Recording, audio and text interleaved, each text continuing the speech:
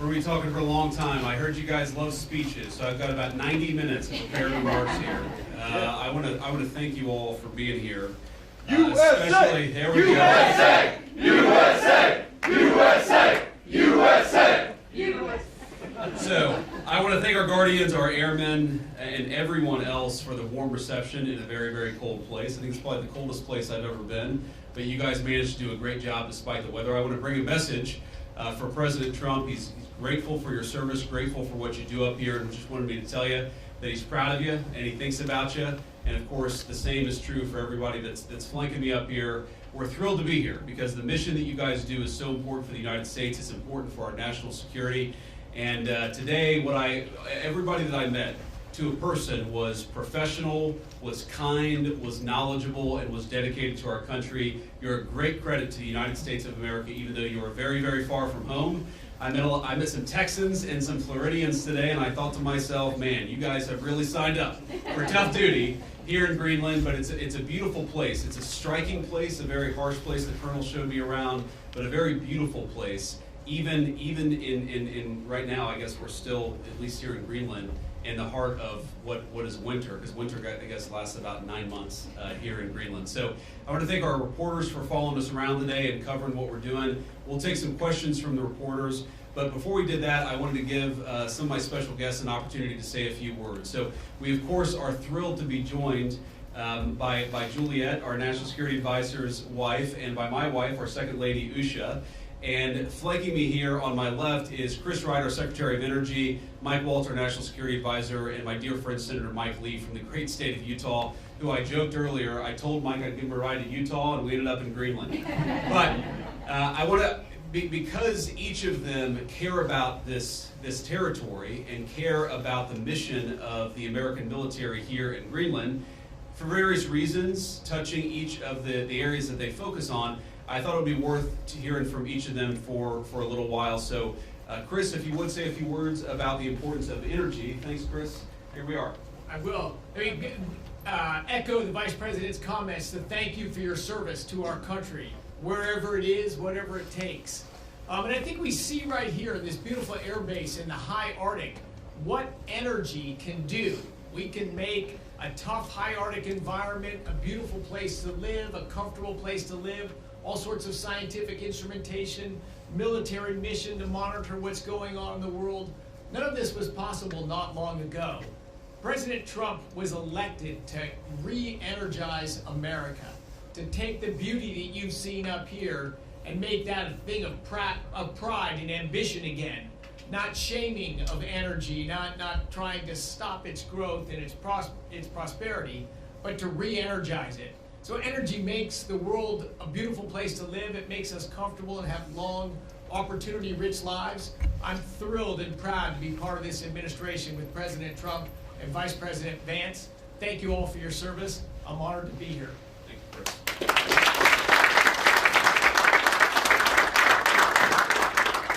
I guess when we flew in, it did look a little bit like Utah in the wintertime.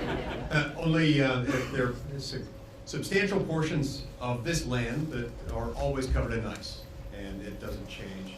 I really enjoyed talking to a number of you a little while ago as you were telling me that when you're deployed here for a year without your family, without your spouse, without your children.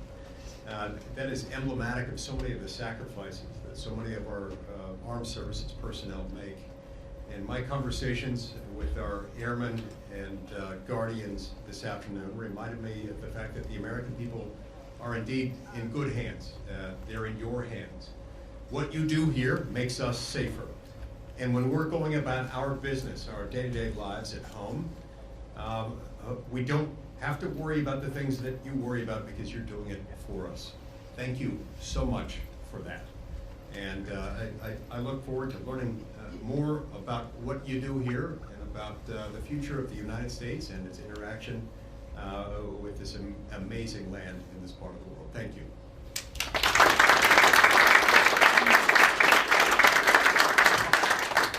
Thank you, Mr. Vice President, and I just wanted to take a minute and thank you all to the airmen and women, to the guardians who are keeping us safe day in and day out. You are continuing a tradition of the U.S. military's presence in Greenland since World War II, a 1951 defense treaty. And President Trump is absolutely serious with the Vice President and with his team about the Arctic and the security that the Arctic brings and that you bring to the Western Hemisphere. This is about shipping lanes, this is about energy, this is about fisheries, and of course it's about your mission, which is keeping us safe and monitoring space, monitoring our adversaries, and making sure the American people can sleep safely in their homes day in and day out. So thank you for roughing it. Thank you for being without your families. I bet every one of you are going to pick somewhere in, I don't know, Florida or the Bahamas or something for your next duty station, I would think. But this is also, I mean, what an incredible adventure. I have yet to meet a veteran. My wife is a veteran. I am as well. And of course, the Vice President. I have yet to meet a veteran that says, wow, I regret my time in service. Instead, they cherish it the rest of their lives. So, appreciate this moment and this adventure that it is. And the American people, thank you. President Trump thanks you. And I know the Vice President and the Second Lady thanks you as well. And it's just really an honor to be with you today. Thanks so much.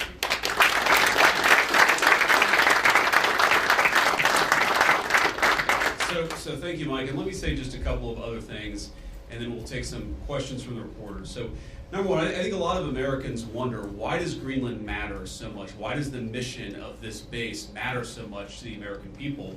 And I learned a lot about that today myself. Of course, you can read about it in a book, but I saw it up close and personal. And if, God forbid, to my fellow Americans, if a missile was fired from an enemy country or an enemy submarine into the United States, it is the people here before us who would give notice to our brave men and women further south in the United States to let people know what was coming and, God willing, to try to shoot it down and prepare for it. That's one of the things that we do at installations like this. We know that Russia and China and other nations are taking an extraordinary interest in Arctic passageways and Arctic naval routes, and indeed in the minerals of the Arctic territories. We need to ensure that America is leading in the Arctic, because we know that if America doesn't, other nations will fill the gap where we fall behind. So what you guys do is so critically important. I think a lot of Americans, certainly I, didn't realize it fully until President Trump started talking about the importance of our Arctic mission, about building upon it, and ensuring that America can lead in the Arctic for the next generation. And now I want to talk about, of course, the interaction and what Denmark, I think, has done, and sometimes in partnership with us, but let's be honest, what Denmark over the last 20 years has failed to do in some cases, because we know that unfortunately this place, this base, the surrounding area is less secure than it was 30, 40 years ago, because some of our allies haven't kept up. As China and Russia have taken greater and greater interest in Greenland, in this base, in the activities of the brave Americans right here, we know that too often our allies in Europe have not kept pace. They haven't kept pace with military spending, and Denmark has not kept pace in devoting the resources necessary to keep this base, to keep our troops, and in my view, to keep the people of Greenland safe from a lot of very aggressive incursions from Russia, from China, and from other nations. Now, President Trump, as he says all the time, and as a lot of people recognize, is a president of peace. We want to have good relationships with everybody. That includes, even to the extent possible, the Chinese and the Russians. But part of having good relations is showing your strength when you have to. And unfortunately, the story of Greenland over the past 20 years when it comes to security is that we've underinvested in the infrastructure, we've underinvested in the security architecture, and we've underinvested in the brave men and women who are doing a very hard job, as Mike said, to keep all of us safe. That has to change. Now, when I pointed out a couple of weeks ago that in some ways, with all due respect to our Danish allies, they had not kept pace, there was a lot of criticism from Denmark, a lot of attacks at the Trump administration, at the president, at me, at others in our administration for saying the obvious, which is that Denmark hasn't done a good job at keeping Greenland safe. And You know, one of the things I heard was, well, what about the many Danes who lost their lives in the war on terror fighting alongside the United States? Well, look, we obviously honor the sacrifice of our Danish friends in the war on terror 20 years ago, just as, for example, the French honor the sacrifice of Americans in Normandy 80 years ago. But recognizing that there are important security partnerships in the past does not mean that we can't have disagreements with allies in the present about how to preserve our shared security for the future. And that's what this is about. There is no amount of bullying, no amount of obfuscating, no amount of confusing the issue. Our message to Denmark is very simple. You have not done a good job by the people of Greenland. You have underinvested in the people of Greenland, and you have underinvested in the security architecture of this incredible, beautiful landmass filled with incredible people. That has to change. And because it hasn't changed, this is why President Trump's policy in Greenland is what it is. It's consistent with the first Trump administration, where you saw significant investments in Arctic security, and it will continue over the next 4 years under President Trump's leadership. And let me finally, before I kick it over to the media, make one comment about the people of Greenland. The colonel here, the base commander, who came here first as a second lieutenant, and I guess, Colonel, this is your second duty station here, and we're proud of you and proud of all of you guys who are serving and helping keep us safe. You know, I heard a lot about the respect that our American troops show for the local Greenlandic population, the way that we make and create shelter for hunters and dog sledders, the way that we found ways to turn over traditional tribal land to some of the local populations in order to ensure that they're able to live in accordance with their values. We respect, as the President said in his State of the Union address, we respect the self-determination of Greenlanders. We believe in the self-determination of the population of the people of Greenland. And our argument is very simple. It is not with the people of Greenland, who I think are incredible and have an incredible opportunity here. Our argument really is with the leadership of Denmark, which is underinvested in Greenland and underinvested in its security architecture. That simply must change. It is the policy of the United States that will change, and I'm proud to be able to stand here with so many brave Americans to better understand the security mission and better understand what you guys do each and every day. For that, I'm grateful for your service. I'm even more grateful. I love you guys, I'm proud of you guys, and President Trump stands behind you and will for the remainder of his administration. Thank you all. God bless you.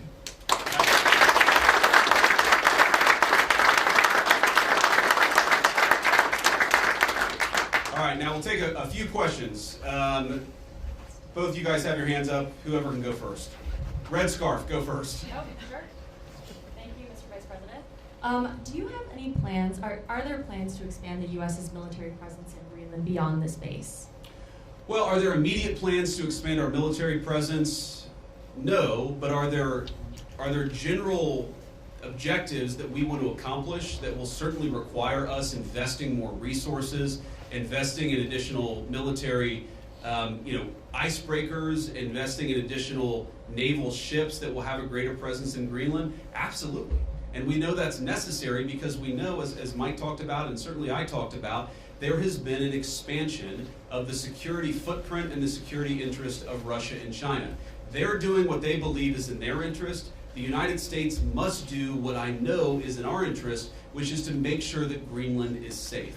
If Greenland doesn't have self-determination, if the people of Greenland have their future controlled by the Chinese Communist Party, it's not going to make their lives better off, and most importantly, it's going to make American and world national security, world security, much, much weaker. We in some ways need to wake up. We need to wake up from a failed 40-year consensus that said that we could ignore the encroachment of powerful countries as they expand their ambitions. We can't just bury our head in the sand, or in Greenland, bury our head in the snow and pretend that the Chinese are not interested in this very large landmass. We know that they are. They've taken steps to put Greenland in ridiculous debt traps to invest and exploit the resources here. And we know that they're sending a lot of military resources here. Yes, over the medium term, the United States will meet that challenge. We will put our own resources here. We already have a lot of great resources here, but we know we're going to have to do more to counter some of the nations that we know that we're competitive with. Sure. Thank Thank you so much, Mr. Vice President. And the President said today that we have to have Greenland. By being here today, are you also conveying that message that the U.S. is very serious in its desire to acquire Greenland? Well, the President said we have to have Greenland, and I think that we do have to be more serious about the security of Greenland. We can't just ignore this place. We can't just ignore the President's desires, but most importantly, we can't ignore what I said earlier, which is the Russian and Chinese encroachment in Greenland. We have to do more. And what the President said in his State of the Union address, and he was very clear about this, is we respect the self-determination of the people of Greenland, but my argument again to them is I think that you'd be a lot better coming under the United States security umbrella than you have been under Denmark's security umbrella. Because what Denmark's security umbrella has meant is effectively they've passed it all off to brave Americans and hope that we would pick up the tab. We're simply saying to the people of Greenland, when the President says we've got to have Greenland, he's saying this island is not safe. A lot of people are interested in it. A lot of people are making a play. We know that America cares about the security of this island for the sake of the people of Greenland, but also for the sake of the national security interests of the United States of America. So our message is very simple. Yes, the people of Greenland are going to have self-determination. We hope that they choose to partner with the United States because we're the only nation on earth that will respect their sovereignty and respect their security, because their security is very much our security, as these brave Americans show. John Parkinson with ABC News. Thanks for bringing us along on this historic trip.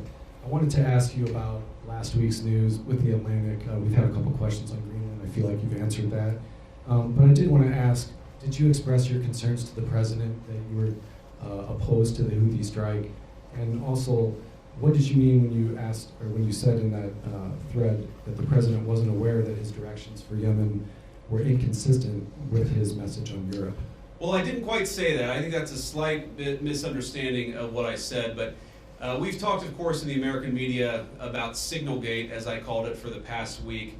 And here's what I told the President and the entire national security team, is that yes, it is in the interest of the United States of America to preserve navigation. Yes, it is in the interest of the United States to kill terrorists who are preventing navigation in the Red Sea, but we got to make sure that we do it right. We have to be careful. We have to make sure the timing is right. And of course, what that leak revealed, I think, is a private communication between the President's senior advisors about how best to prepare the American people for what we all thought we had to do, about the right timing of when we should do something, and of course, surfacing the strategic questions that we needed to decide and brief the President on so that he could ultimately make the decision about what we would do. What I saw in that Signal chat, and of course what I've seen in the President's senior national security team, is that sometimes we all agree and sometimes we all disagree, but it's important that we all have an honest conversation amongst ourselves and with the President of the United States about what we think is the best interest of the national security of the United States of America. I support the President's decision to strike the Houthis. I always supported the President's decision to strike the Houthis, and I support the national security team having the argument about how best to serve the American people. Go ahead. In your security briefing today, did you see specific threats coming from China and Russia, things that you did not know about before? Are we talking battleships, icebreakers, any type of military equipment, or is it economic? Well, I don't want to get too specific, but yes, we know that the Chinese are very, very interested in this island. We've seen some of the economic pressures that they've tried to place on Greenland. We know that they're increasingly engaging in military training and military interest. Certainly, they've started to describe themselves as a near-Arctic power. And I think part of that is justifying taking a further interest in Greenland and some of the surrounding territories. So we've seen very strong evidence that both the Chinese and the Russians are interested in Greenland. And why wouldn't they be interested in Greenland? It's a beautiful place. It has incredible people. It has its geographic placement makes it very important for the national security of the United States, but for world security. What we have to recognize is that if the Chinese and the Russians are going to pursue their national interest, we need a president who's going to pursue the American national interest, and that means ensuring that Greenland is safe. When can we expect an update on the internal investigation into that Signal chat leak? Has that investigation concluded, and what are the findings? I think we'll get an update soon. Look, we take it very seriously. We all accept that a journalist should not have been invited into the chat, and members of the administration, including my dear friend Mike, have taken responsibility for it. But I find the American media's obsession with this issue very, very interesting, because I happen to remember about 4 years ago when American military leadership made a catastrophic error that got 13 innocent Americans killed in Afghanistan and had about $80 billion of military equipment turned over to one of the worst terrorist organizations in the world. And for years, the American media ran cover for a Biden administration that refused to fire any generals or even launch an internal investigation that was meaningful and substantive about what happened. And now the same American media that covered for the Biden administration after the untimely death and the unnecessary death of 13 brave Americans is really, really interested in forcing the President of the United States to fire someone because of a signal chat. Because of a signal chat. That is not honest behavior from the American media, and if you think you're going to force the President of the United States to fire anybody, you've got another thing coming. President Trump has said it on Monday, on Tuesday, on Wednesday, on Thursday, and I'm the Vice President saying it here on Friday. We are standing behind our entire national security team. Can I just ask you about Yeah, go ahead. the tariffs? There's been some retaliation, some signals at least in the media that Canada's going to respond, some of these others are going to respond to the president's tariffs. What's your message for Americans that are going to see cost increase on auto manufacturing, new cars, that kind of thing? Is it Buy America, or what's the message going forward there? Well, let me say a couple of things. First of all, for the Canadians, and we have many dear friends in Canada, and of course we love the Canadian people, but the Canadian leadership threatening retaliatory tariffs against the United States, as President Trump often says, they just don't have the cards. There is no way that Canada can win a trade war with the United States. What President Trump has said is that he wants to level the playing field. For decades, Canadian leadership has forced American farmers and American manufacturers to play by an unfair set of rules. All President Trump has said is that we're done playing by an unfair set of rules. If you're going to do something to our industries, then we're going to do something back to your industries. That's how you protect American manufacturing, and that's how you protect American jobs. Now, what I'd say to the American people is look, the president ran on this, and he said very clearly that we're done being the piggy bank of the entire world. For 40 years, in the same way that our European friends, I think, have neglected international security, for 40 years, a lot of our friends all over the world have used America as a piggy bank. They have used us to absorb all of their excess economic production. What has that meant for Americans? For Americans, that's meant manufacturing jobs declining, that's meant middle-class wages going down, that's meant whole towns that have been hollowed out by empty factories, and that means an America that is less safe because our manufacturing isn't as powerful now as it was 30 years ago. I've got all these brave Americans in front of me and a few behind me too. We want to send, if God forbid we have to send Americans to war, we want them to have weapons, the best weapons in the world that are manufactured in America and not in China. The way you do that is to rebuild the American manufacturing sector. The days of America being the piggy bank of the world, the days of closed factories, the days of people not being able to get a middle-class job in this country, they're over. And yes, that means we're going to have to fight back even against some of our friends and their unfair economic practices, but the long-term consequence of this is going to be higher wages, more manufacturing, and more economic security for the American people. Take a couple more questions. On Russia, has the U.S. agreed to those conditions that the Kremlin said were needed for that truce in the Black Sea? It included lifting sanctions imposed on Russian banks. Trump said this week that you were still looking at it. Well, there are a couple of different statements that are floating around out there, and some of them I think are mistranslations, and some of them are not totally clear what is even being asked for. But the president has said, and he's right, that I think we feel very good about where things are. We trust but verify. We make sure that what we're seeing from one party is met by the other party and vice versa. but I think that we've made an incredible amount of progress. We have to remember that this war started under Joe Biden's administration. It has led to an unbelievable amount of death and destruction, and for the first time in almost 4 years, thanks to President Trump's leadership, we have an opportunity to really achieve a peaceful settlement. The President's going to fight every single day to make sure that happens, and of course we'll keep you guys updated as we continue to make progress. I do think, if you look at what we've talked about, we've obviously got this energy infrastructure ceasefire. We've got a Black Sea commercial ceasefire that I think is almost done. And once we get there, we'll work on the next stage of the ceasefire. Yeah. The president has previously not ruled out military force when he's talking about taking over Greenland. But your rhetoric today is more about encouraging the Greenlandic people to vote for independence.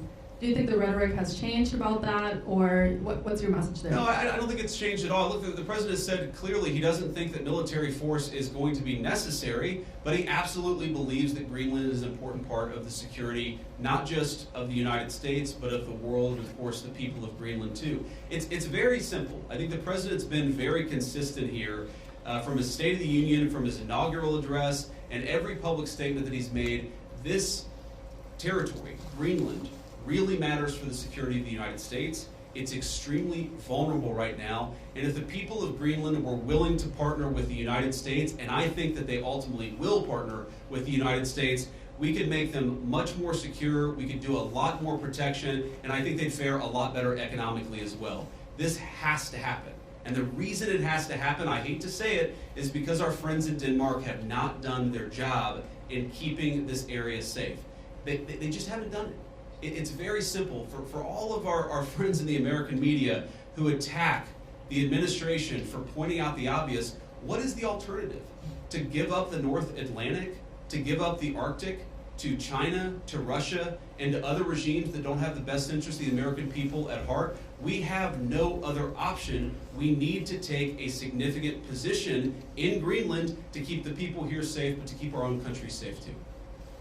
We'll just do one or two more. Yeah. Trump said this week the U.S. would go as far as we have to go to acquire Greenland. In that same vein, that question, are there plans that have been drafted to use military force to take over Greenland? Well, what the President has said is that we need to have more of a position in Greenland. We need it, again, for the safety of the American people. And what we think is going to happen is that the Greenlanders are going to choose through self-determination to become independent of Denmark, and then we're going to have conversations with the people of Greenland from there. So I think that talking about anything too far in the future is way too premature. We do not think that military force is ever going to be necessary. We think this makes sense. And because we think the people of Greenland are rational and good, we think we're going to be able to cut a deal, Donald Trump style, to ensure the security of this territory, but also the United States of America. I'll do one more question. And you spoke about economic interests, how the U.S. could develop Greenland more economically. Could you speak a little bit more about that? I know Secretary Wright is here. Have you guys spoken about energy? Senator Lee is here as well. Just wondering what those discussions have been. No, my point actually is that other countries have explicitly gone after Greenland, and I think with a mind towards economic exploitation. Sometimes asking Greenland to get itself into terrible economic debt traps that would make the people of Greenland not self-determined and sovereign, but to mortgage their future to hostile foreign countries that don't have their best interests at heart. That is not what the United States of America wants to do. What we want to do is to protect the security of this territory because it matters for us and it matters for the people who live here. All right, guys, thank you all. And let me just say one more final word to the Guardians, the Airmen, the other service members gathered here. Thank you. From the bottom of my heart, it is incredible to be a vice president who has served just as our NSA, Mike Waltz, has served, to know the sacrifice that comes along with it, and to see that there are still incredible young Americans willing to put on the uniform and serve this country. You make America a better place, and you make an honor to serve as your vice president. God bless you guys. Thanks for having me.